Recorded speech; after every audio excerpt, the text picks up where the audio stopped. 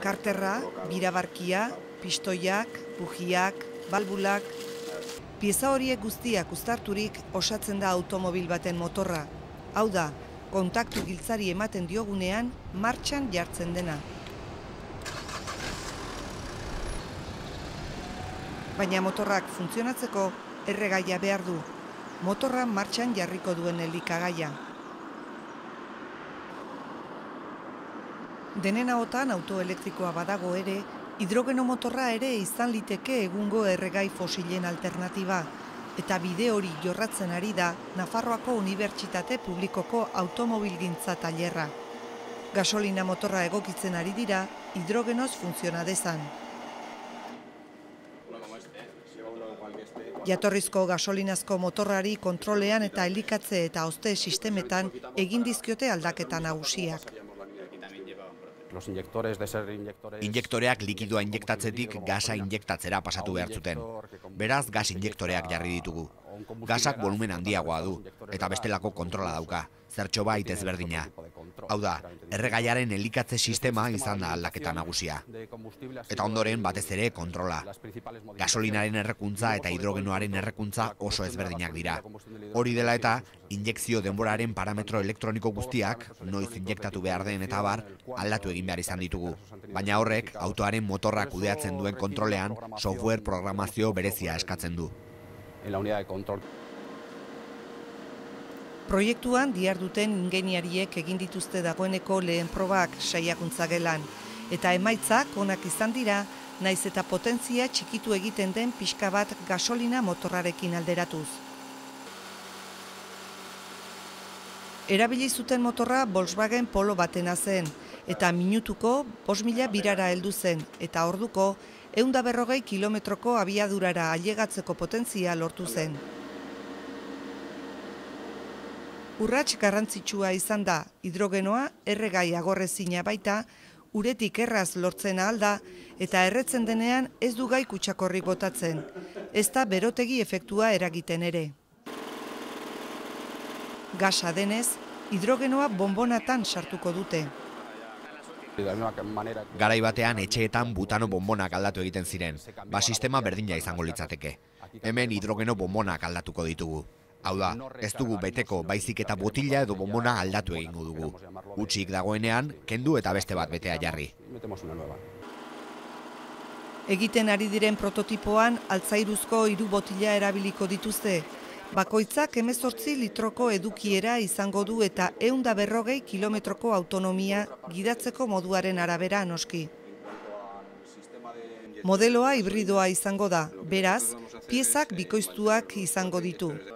Alde batetik gasolinari dagozkionak eta bestetik hidrogenoari dagozkionak. Horrela gidariak erregai bata edo bestea erabiltzea aukeratuko du noiz nahi. Urte bukaerarako proiektua amaituko dute, dena den, urte batzuk pasako dira errepideetan horrelako lehenengo automobilak ikusi arte. Ibilgailu horiek ez dute kutsadurarik sortuko, errekuntzari dagokionez behintzat, baina bestelako kutsadura, hau da, soinu kutsadura sortuko dute.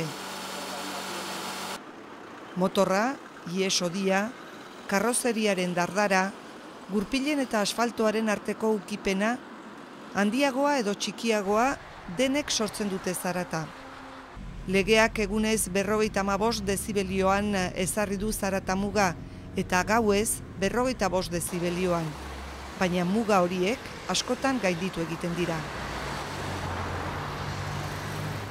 Nafarroako Unibertsitate Publikoko Fisika Saileko Akustika taldeak hainbat lan egin du automobil isilagoak lortzeko. Nosotros, por ejemplo, hemos realizado trabajos Guk adibidez lan batzuk egin ditugu, zehazki serbofrenoen soinua txikitzeko. Eta egia esan da, oso neurri sinpleekin emaitza nahiko onak lortu genituen. Beirazko zuntzarekin egin genuen babesgarri arrunt batek desente txikitzen zuen soinua. Gainera, 2 eurozentimo besterik etzen kostatzen sistema bakoitza, hau da, auto bakoitza, eta maiztasun handiko soinu maila asko jaisten zen. Bidea beraz, piezak banan-banan hobetzea da. Neumatikoen marrazkion bat, ihes hodien diseinua edo motorraren babesa dira aukeratutako batzuk. Baina badago txanponaren beste aurpegia ere, trafikoak oro har sortzen duen zarata. Hobekuntzak egiteko, beharrezkoa da jakitea zarata horren eragina eremuz eremu. Orain arte neurketa fisikoa erabili izan da, baina metodo horrek denbora eta lan asko eskatzen du, gainera garestia da. Gaur egun, konputagailuak erabiltzen dituzte neurketak egiteko. Lurraren baldintza akustikoak eta zarata iturri guztien datuak sartzen dira ordenagailuan eta programa baten bitartez, tokian tokiko zarata datua lortzen dute. Baita irtenbide batzuk ere, hala nola, zaratatik babesteko pantailak. Ikusten dugu nola sortzen diren isofonak. Pantailak dauden lekutan, soinuaren eragina txikitu egiten da. Hasieran urbanizazio osoan sartzen da soinua, eta uinak esira ailegatzen direnean, esiak eraikinak babesten ditu, eta hala lortzen da kalitate helburua lortzea. Egoera ezberdinen aurrean, erantzunak ere desberdinak dira.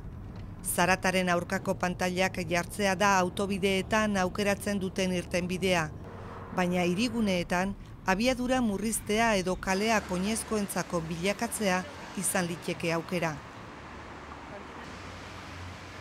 Nekazaritza eta berriztatzaileen ingenieritza saileko proiektu taldeak beste aukera du eskuartean, errepideen asfaltoa aldatzea.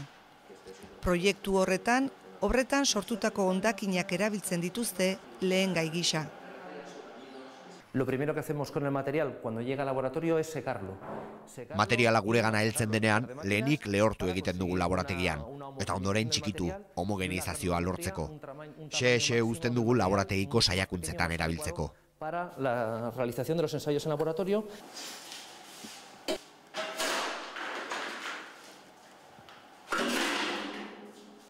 Fabrikazio prozesua oso zehatza da. Material kantitate zehatz bati ondo pixatutako gehigarriak gehitzen zaizkio. Ohiko gehigarriak izan daitezke, hala nola karea edo zementua, edo ezoizko gehigarriak, zentral termikoetako edo beste industrietako hondakinak besteak beste. Nahasketa homogeneizatzeko urpikin bat eransten zaio eta masa trinkotu egiten da.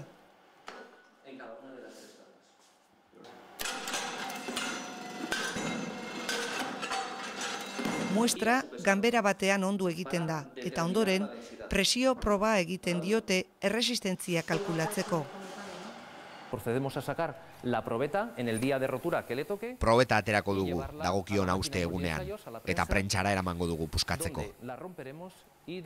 Han ikusiko dugu erresistentzia nola handiagotzen den pasatutako denboraren arabera. En función del tiempo que haya pasado. Ikusten da nola konkortzen den, eta nola azkenean probetak ez duen erresistentzia gehiago egiten. Probak nahasketa eta ontze denbora ezberdinekin egiten dituzte egokiena lortu arte. Emaitza azpiegiturak egiteko eta errepide hondatuak berritzeko erabil daiteke. Errepideak berritzeko lanetan, produktuak gehitu eta lana bertan egin daiteke. Kasu honetan, hondatutako bidea txikituko litzateke materiala xeatu arte, eta gehigarria eta ura erantziz, bertan trinkotuko lukete. Hondakin horiek berrerabiltzea lortuz gero, gaur egun asfaltoan erabiltzen den materiala hobetzeaz gainera, hondakin volumen handiak ezabatzea lortuko litzateke. Hau da, ekoizlei garestia ateratzen zaien eta ingurumen arazoak diren hondakinak ezabatzea.